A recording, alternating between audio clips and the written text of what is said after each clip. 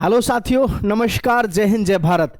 प्यारे साथियों, अगर आप भी आर्मी में अग्निवीर हैं या फिर अग्निवीर बनना चाहते हैं तो आप सभी के लिए बहुत ही बेहतरीन और शानदार ये वीडियो होने वाला है, क्योंकि लगातार प्रश्न है कि 1 लाख पदों पर भर्ती होगी या नहीं, दिसंबर 2026 में कितने % रिटायर्ड होंगे, 8वां वेतन आयोग जो है इनको लागू होगा या नहीं, क्या सर्विस 7 से 8 साल की होगी या फिर इनकी आयु सीमा, कार्य सीमा क्या रखी गई है, कार्यकाल सीमा जो हमारी अग्निवीर की है। तो इस वीडियो के माध्यम से हम आपको बहुत सारी चीज़ें ऐसी हैं जो आपको बताएंगे और वास्तव में आपके काम की भी हैं। तो देखेंगे थोड़ा सा ध्यान से। ये तो निश्चित हो गया है कि जी आपकी जो भर्ती है अब 1 लाख पदों पर आएगी हर साल।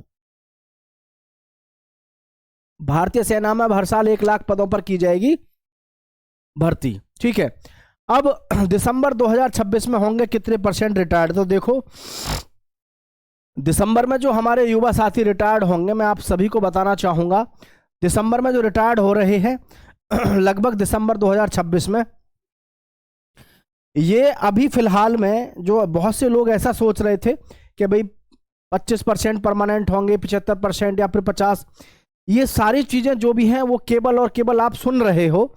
तो मैं आपको बता दूं, अभी जो है इनको 180 दिन पहले, कितना 180 दिन पहले, यानी कि अभी ये मान लो कि 6 माह पहले सभी को जो है एग्जिट करने के लिए पहले ही गाइडलाइन जारी हो जाएंगी कि भाई आपको सभी को जो है आर्मी, अग्निवीर, एयरफोर्स, नेवी, तीनों सेनाओं में जो भी जिनका भी कार्यकाल पूरा हो रहा है 4 साल, सभी को अभी एग्जिट लेना है, वहां से बाहर आएंगे, घर जाएंगे। सभी घर जाने के बाद इनके लिए गूगल फॉर्म तैयार हो जाएगा ऑफिशियल वेबसाइट पे, एयरफोर्स, नेवी, आर्मी पे। फिर इनसे पूछा जाएगा, जो भी वॉलेंटियर्स हैं जो चाहते हैं कि हम आगे कंटिन्यू करना चाहते हैं अपनी जॉब को, तो वो जो है वो फिर जो है उनसे फॉर्म मांगेंगे, तो वो फॉर्म भर के अपनी प्रस्तुति देंगे। तो फिर उनमें से कितने % परमानेंट होंगे, ये सबसे बड़ी कहानी है। तो मैं आप सबको बता रहा हूं, ज़्यादा घुमाने फिराने की जरूरत नहीं है भाई। 25% अप टू, क्या 25% अप टू, जरूरी नहीं है कि वो 25% को परमानेंट करें। अप टू का मतलब है 25% तक वो परमानेंट कर सकते हैं। हो सकता है 20% करें, 22-23% करें, लेकिन इस प्रकार की जो खबरें आप सुन रहे हैं कि जी भर्ती जो होंगे परमानेंट 70%, 50% और बहुत सारी इस प्रकार की आप वीडियोस देख रहे होंगे जिनमें बड़ी मजबूती से कहा जा रहा है कि जी 50% को परमानेंट करेंगे। इस प्रकार का कोई भी ऑफिशियल अपडेट नहीं है, किसी भी प्रकार का किसका कोई भी स्टेटमेंट नहीं है, ये सब केवल फर्जी बातें हैं। हाँ, बातें जो है अभी फिलहाल वो यही रहेगी, 25% ही जो है अभी परमानेंट होंगे। इस प्रकार की कोई भी किसी भी प्रकार की कोई हलचल नहीं है। 70% की, 75% की या 50% परमानेंट, कोई इंफॉर्मेशन नहीं है। ये तो कुछ न्यूज वाले हैं, आर्मी वाले जो न्यूज चैनल चला रहे हैं, आर्मी के नाम से न्यूज चैनल चला रहे हैं, ये तो कुछ वो लोग हैं जो इस प्रकार की भ्रांतियां फैला रहे हैं। ठीक है, अब यहां एक क्वेश्चन और है जो लगातार सभी के जहन में है कि जी इनको 8वां वेतन आयोग का फायदा मिलेगा या नहीं।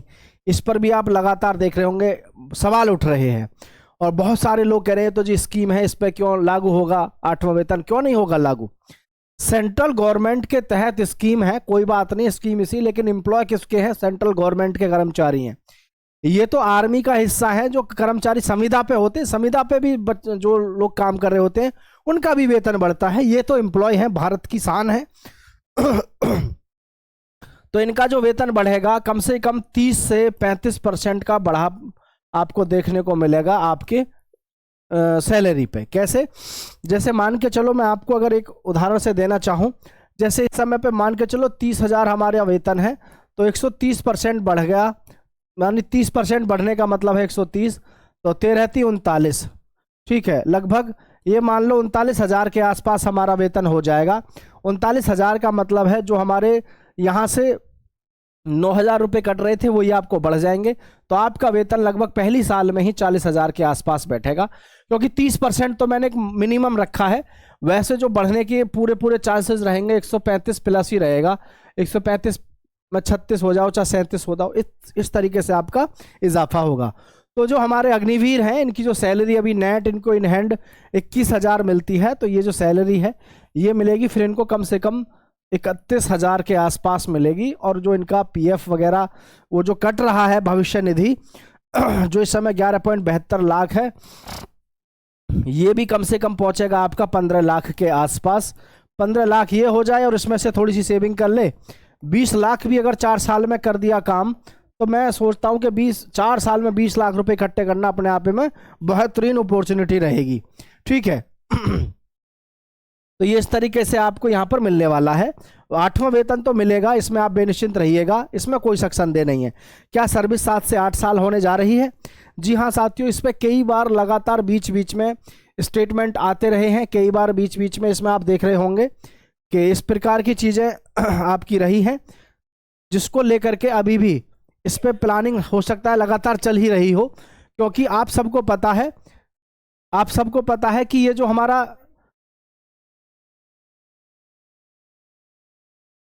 आर्मी अग्निवीर का जो सिस्टम है ना, इसमें 7 साल की अगर सर्विस कर देते हैं तो फिर तो और भी ज़्यादा समस्या युवाओं को आगी। क्योंकि अभी जैसे 4 साल का है तो 4 साल में वहाँ से जैसे रिटायर्ड हुए तो वो शायद कुछ कर सकते हैं, शायद का मतलब उनको बहुत सारे मौके होंगे, हर काम कर सकते हैं वो।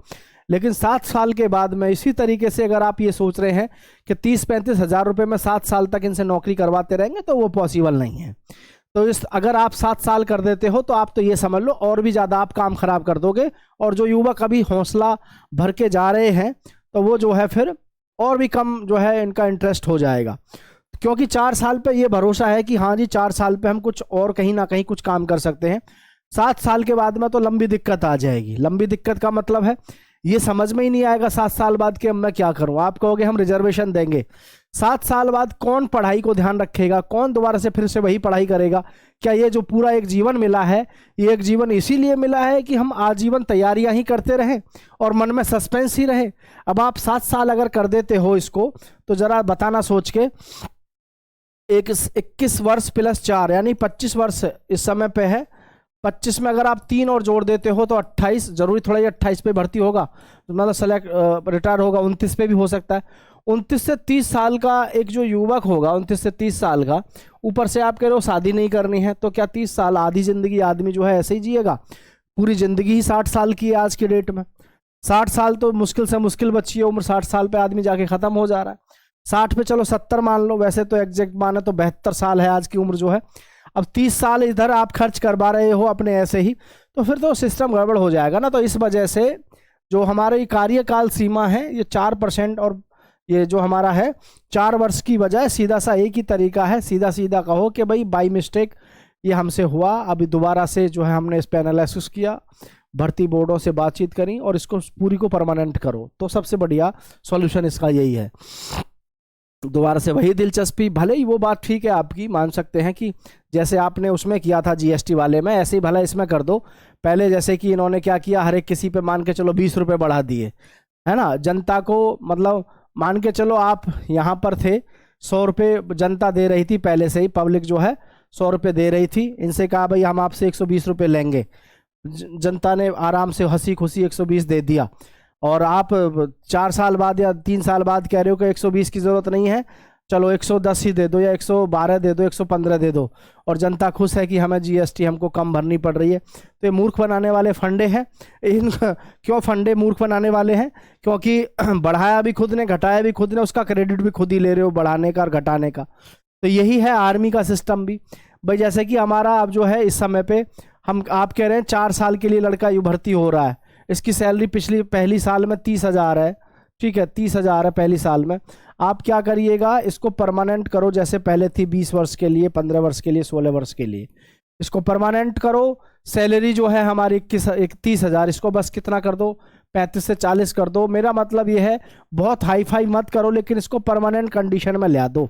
और जितने भी हमारे इस बार जो टैक्स लगने वाले हैं, जो जितने भी हमारी जो इंक्रीमेंट लगने वाले हैं, सभी पे 2-2, 3-3% कम लगा दो। जहाँ 35 लगा रहे हो वहाँ पे 28, 27, 25 लगा दो, और इधर आर्मी की तरफ ध्यान दे लो। लेकिन नहीं, है ना, पता नहीं किस प्रकार की सोच कैसे लेके चल रहे हैं। तो बड़ा मुश्किल है देश की स्थिति के बारे में आपके साथ में बयां कर पाना हर चीज़। जय हिंद, नमस्कार साथियों।